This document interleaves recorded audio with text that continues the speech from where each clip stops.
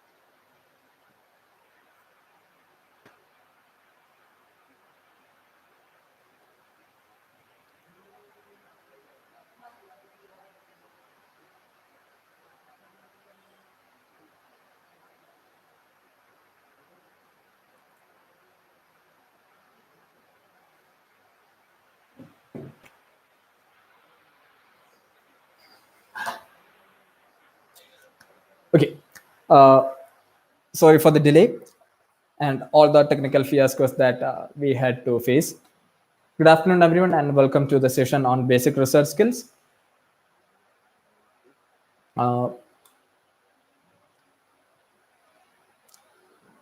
Okay, so first of all, I'd like to thank Ms. Jisa Thomas, coordinator of Dream Without Limits, and the student coordinators and faculties of Department of Social Work at the Central University of Kerala for organizing such an event during this hard, uncertain times. Before moving on to the session, I'll give a brief about myself. My name is Renu Verghese. I have my background in social work and economics. I was a part of the 2016-18 batch at the Department of Social Work in Christ University. I specialized in HRDM, and right after my graduation, I had a year-long corporate stint where I dealt with corporate social responsibility and employee welfare. And after that, I had to make a change in the field, and I chose academia. And I currently I'm a part of Christ University. I work with an auxiliary department called Center for Academic and Professional Support as its mentor in charge at the Banarghatta Road campus, Bangalore. It is also known as the School of Business Studies and Social Sciences. So that's about me. So moving on to the session, the learning objectives for this session is to give a brief understanding about social research, what is its scope, how research can be made into a career for a social scientist, and also to understand the ethical guidelines governing social research, to also to know how to research a development question or develop a question, a research question, also known as hypothesis. And other basics of research, such as what is the difference between primary and secondary research, and what are the various means to conduct primary and secondary research, and how to conduct data analysis. So when we move on to, so I'll start off with my experience in research. When I was a student of undergrad course in economics in a college in Kerala, the biggest fear that I always had was to submit my final year thesis, because even though it was a group project, I had no idea how to conduct a research, because I was not technically equipped for that. I was not trained for that.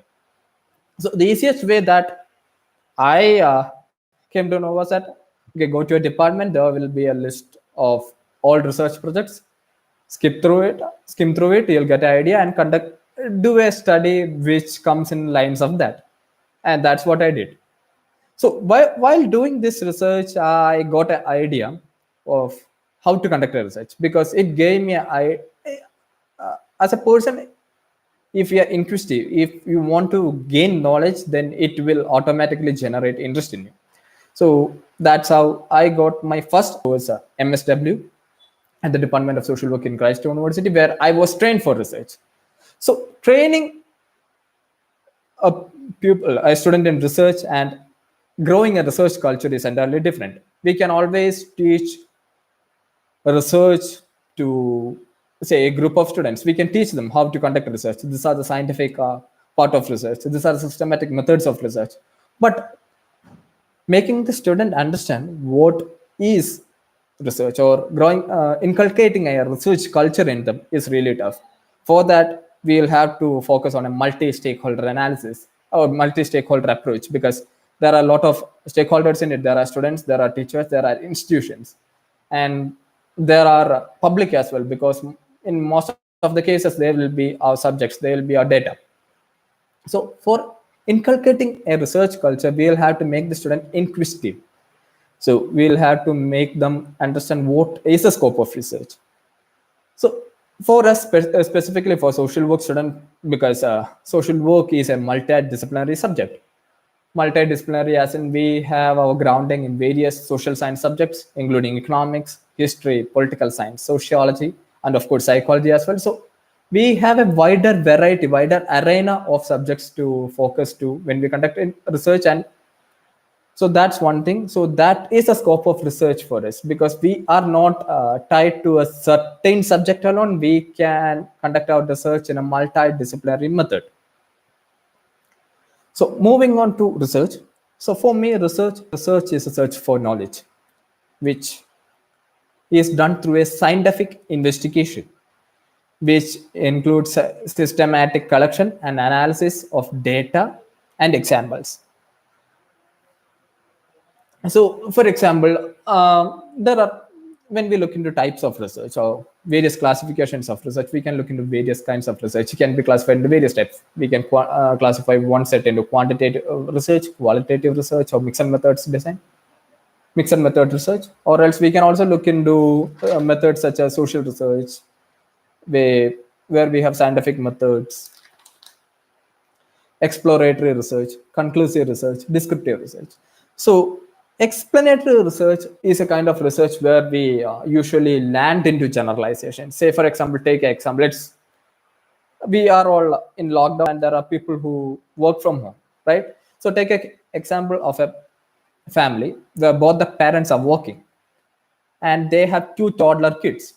So on a regular day, if it wasn't a quarantine or a lockdown, they would have gone to their offices during their office hours and they would come back to their places eventually. And these two toddlers will be taken care by, say, their family or a daycare center or a nanny.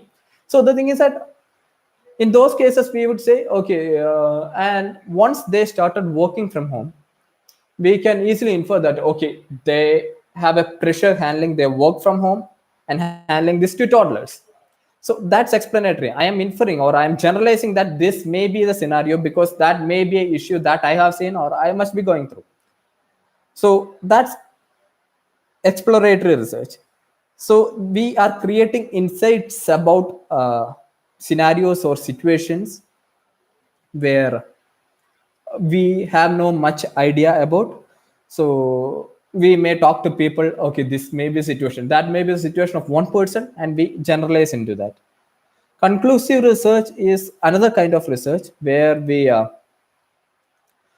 free to pick up any problem and we inquire into it. So that's one kind of research. Now we will look into the learning objectives of this paper, which is to understand the ethical rules and guidelines. So research has ethics, right? What are the basic ethics that we follow? So for example, we collect data from, say, 100 people around us, and we make we ask them to sign an agreement with us, or a certificate of confidentiality with them. We sign it with them. We give them a confidentiality agreement saying that this will be used only for academic purpose. But eventually, say, we with all this data, we on a daily basis hear about data breach, data security, data privacy, and all those things. And what if a person conducting a research uses the same data for a commercial purpose? That's a breach of trust between a researcher and the people who agreed to give data to them. So that's one ethical consideration that we have to follow, and there are basic guidelines to conduct a research, and which we'll have to follow. So the first part of research would be the research process. So first thing in research, in social research, is that there will be a phenomenon where we could investigate into. Say, for example, COVID or coronavirus, the outbreak itself is a phenomena. So there are many topics related to COVID that we can study upon. So in the COVID phenomenon, say there can be topics such as stress, or there can be coping topics such as how to cope with the pressure of working with home and all those things. So in the broader perspective of phenomena, we focus on this research problem. Say stress is our research problem out of COVID. So, and then we will focus, the next step in research is that we'll focus on selecting a research approach. Say, what are the method that we are going to study? Which method are we going to use to study this problem of stress? Say we have quantitative methods or qualitative methods. Say in qualitative method, I'll call 5 of my friends who are going through a lockdown, who has to work from home, and I'll talk to them. I'll create a questionnaire, interview with them, and derive data from that. That's qualitative method. On the other hand, in the quantitative method, we'll focus more on building a quantitative questionnaire, which is or a survey which is standardized. Or if we had to make our own test, it has to be standardized. So this will have to be shared with them, and they answer it, and we rate it. And there are methods where people use both the methods in conducting the research. Next is formulation of hypothesis. So what is a hypothesis? Hypothesis is the basic ground of research that we build our research on. Say, for example, work from home is more stressful than usual working days. Work from home is more stressful than normal working conditions because of various pressures that we have to face. That's a hypothesis that we are focusing on. So the thing is that we'll have to prove whether it's true or false, so that we can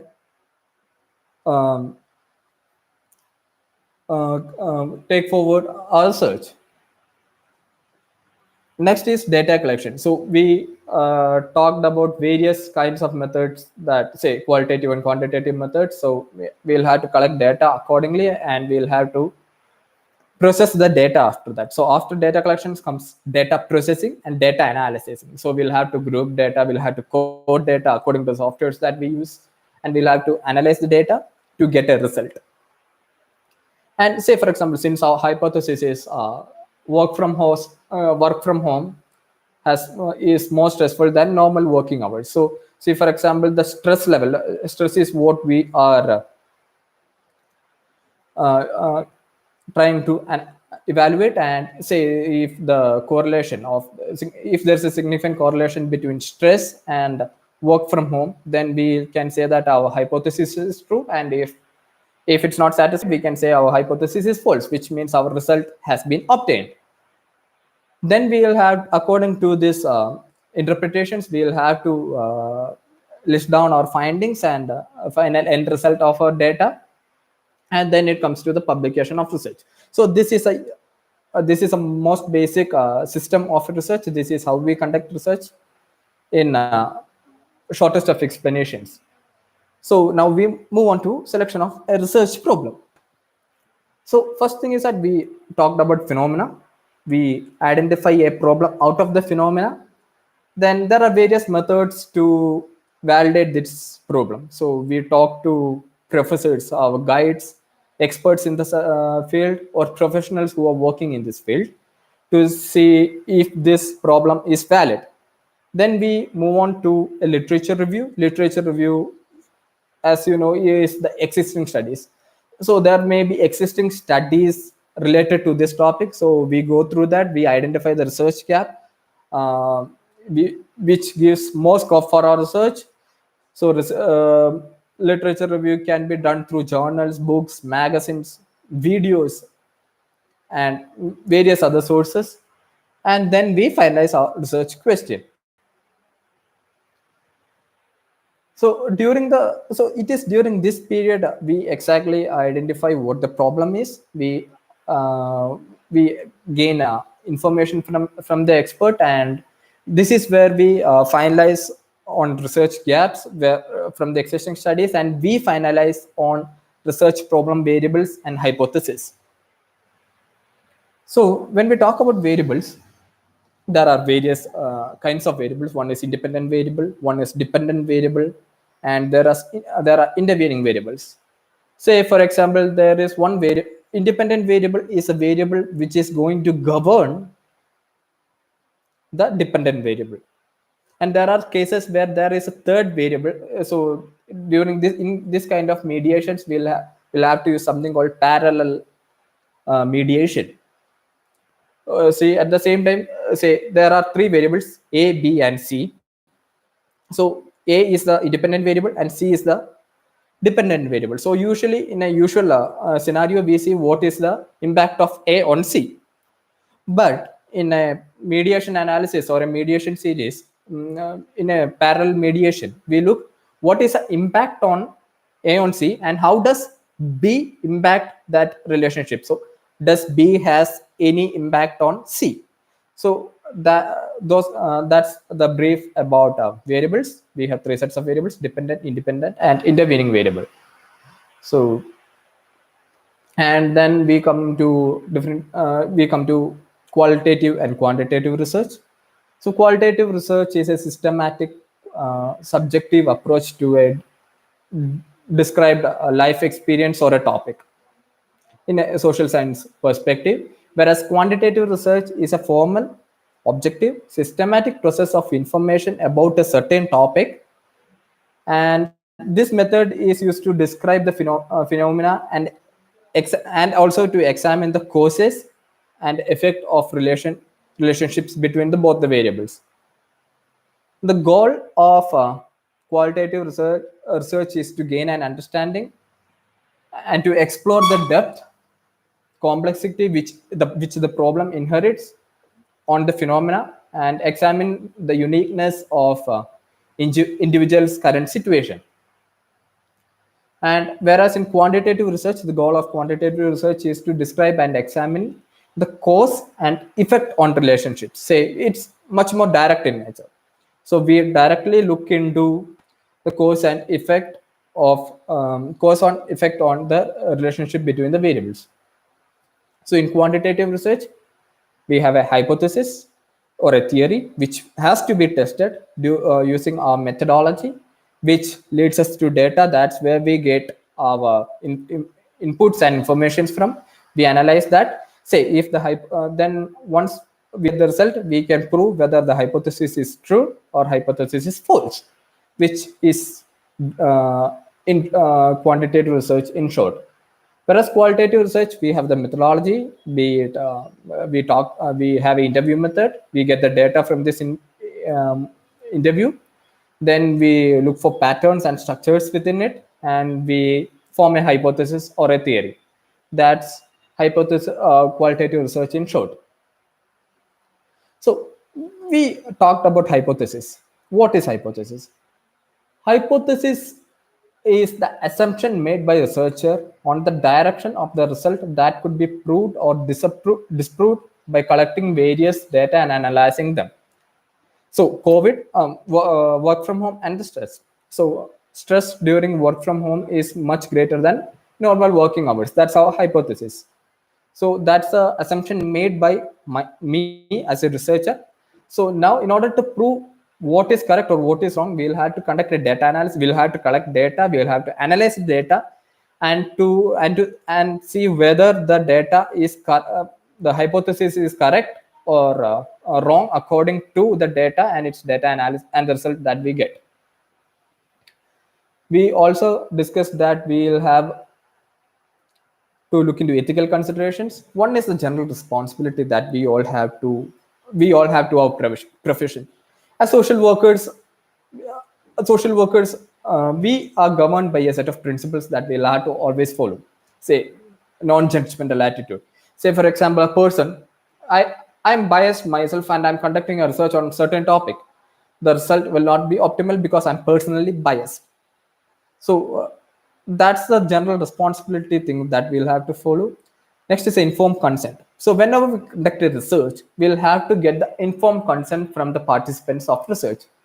Say I am so and so person from so and so department at so and so university conducting a research on so and so topic, uh, which is conducted only for a pure academical process, and it will not be used for any other process, and your uh, details or your identity will not be revealed under any circumstances. That's the gist of informed consent form. We'll have to adhere to it, we'll have to agree to it, and we'll have to sign off on it. Next is confidentiality and anonymity. So whenever we research, whenever we discuss about the data, we'll say 12% of the participants had to face so and so issue. We never divulge their identity in these cases, because we can't say person A has such so and so issue, that's why he is having this issue. We can never say it in a research. Say being A the name. So what we'll have to do is that person X, which is person which is a general term which we'll use, and we can put out our research result accordingly. So next is source of our data. So source of our data is mostly related with literature review or review of literature. So we have two sets of data, which is primary and secondary.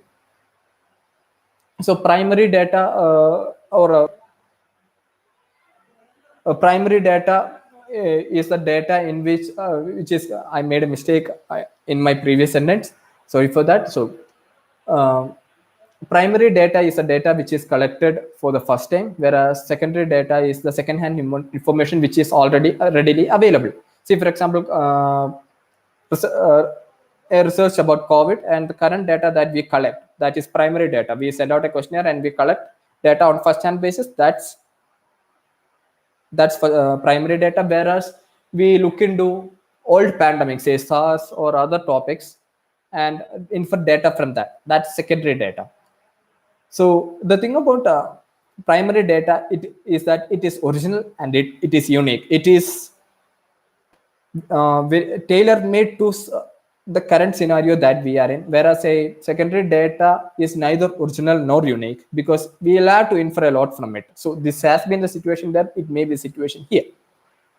Next is the objectivity.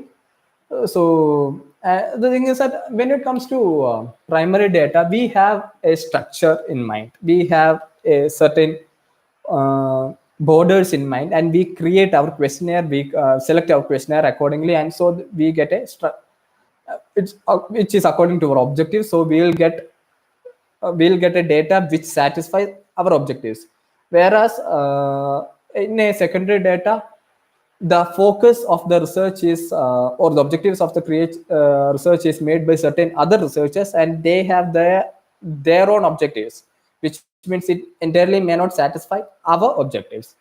So sources for quantitative or primary research are interviews, surveys, observations, experiments, focus groups, etc. Whereas for a secondary data, this may be internal resources such as past research, publications, journals, government records, etc. So the thing, when we talk about the reliability of data, primary data is much more reliable than secondary data, because it's unique and it's original. So the thing is, time and cost involved in collecting primary data is much greater than secondary data, because secondary data is readily available for us. And one thing that is a drawback for primary data is that it may have personal bias, our own biases while making the observation. So the research will have that bias in it, whereas the secondary research has no bias in it. from our side, but if the researcher, the primary researcher in that case had a bias, we'll have to adhere to it. So next we will focus on the methods of data collection. One is interview. Interview is a two-way communication for in-depth and gaining in-depth data, where we have to source the relevant information from within this interview. Observation is the behavior, as the name suggests, is the behavior of the subject, which has to be recorded without interfering the subject. Say, for example, in a certain scenario, we look into a person's behavior and we'll have to infer data from that. Next is survey, which is much more quantitative in nature. So the thing about is that it can be anonymous. The participant can be anonymous, and we'll send out our questionnaire. So we get our results, and which is much reliable. Next is experimental research. Experimental research is the one in which a systematical logical method is employed for answering the question.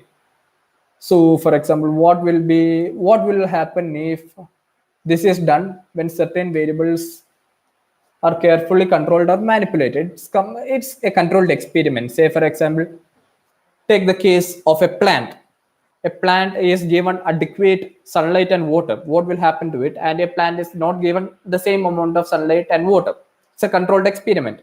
So we can see what governs this and what the result eventually would be. So we discussed about secondary data. So there are two things that we'll have to focus when we use secondary data, which is reliability and validity. So reliability is something, reliability can be explained as something which holds consistency when we repeat, when there is a repeatability of measures. Say, for example, most of the studies in this set of certain problem or certain field comes up with the same kind of results. So that gives a reliability to the data. Whereas validity is a rationale at which the quality of research is logically and factually correct. So now we move on to data analysis or data processing. So first stage in data processing is the collection of data. We collect data through various sources, which we discussed earlier. Now we prepare data, we code the data, we categorize the data. Then next comes the input of the data. Input of the data say stands for say we use MS Excel or SPSS or R or Stata for our data analysis. So we input the data in such a format this softwares can accept and run the tests and scenarios which we require. Then the processing can be the various statistical functions which we have studied, say regression, mediation, moderation, and many other statistical functions. So that's the processing of data. Then we have output of the data. Output is the data which is a result of our data analysis, from where we interpret our results and we reach our conclusion and findings. So the final stage of research is unveiling the findings or what are our interpretations. So here we address the research questions and we see whether this research question was approved or disapproved, or the hypothesis was wrong or true or false. In this case, the researcher also should consider whether the individual research was implemented actually made a difference. The implemented case which has actually made a difference to the research work or not. We'll have to see the impact of the our study on the certain topic or the problem that we have chosen. So next, the last stage of research would be presenting or publication of the data. So presentation of, we have a lot of venues for presentation. Say we have conferences, seminars where we present our research, which includes we'll have to send our synopsis or our executive summary to the chair or the department where they approves it, and we are invited for the presentation. Second is publication.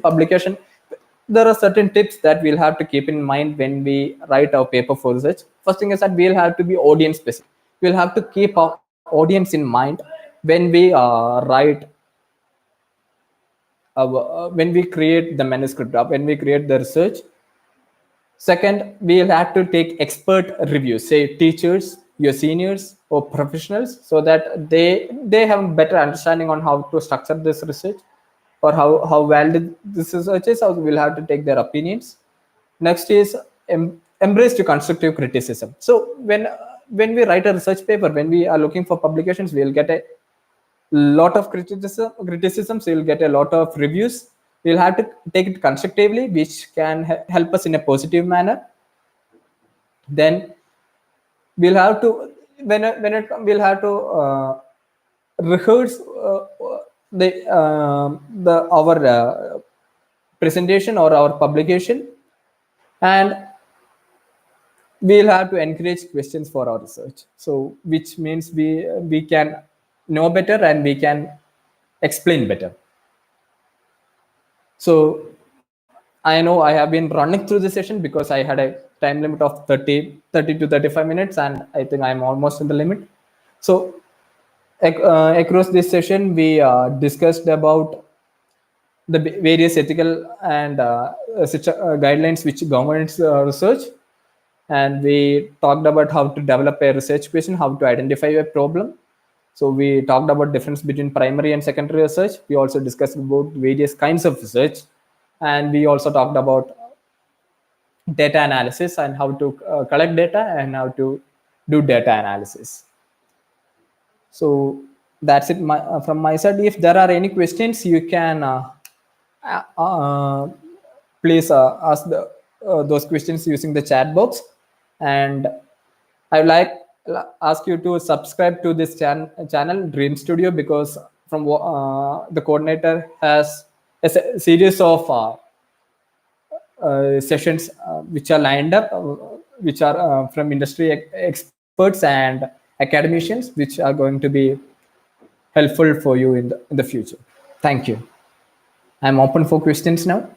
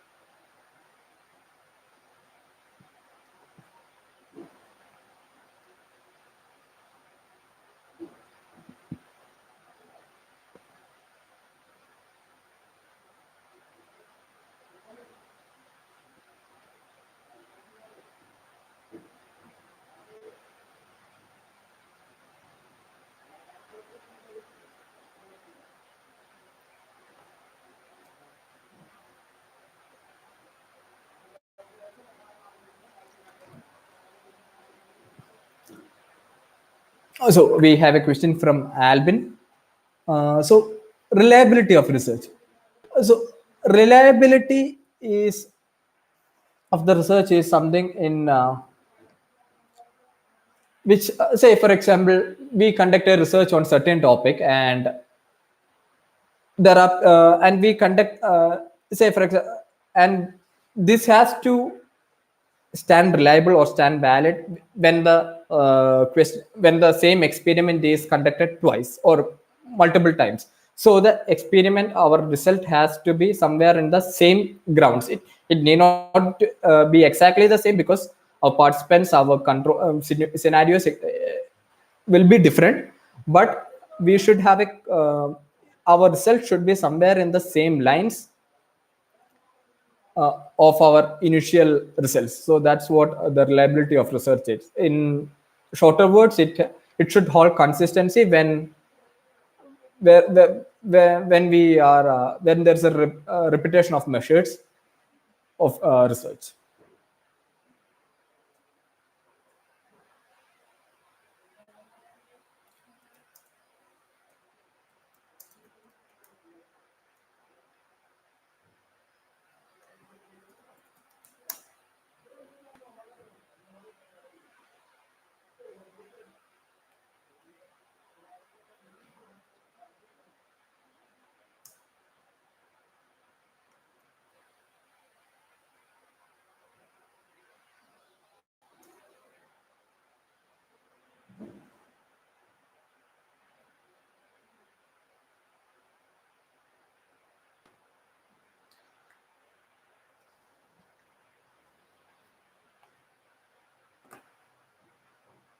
So I think that's it.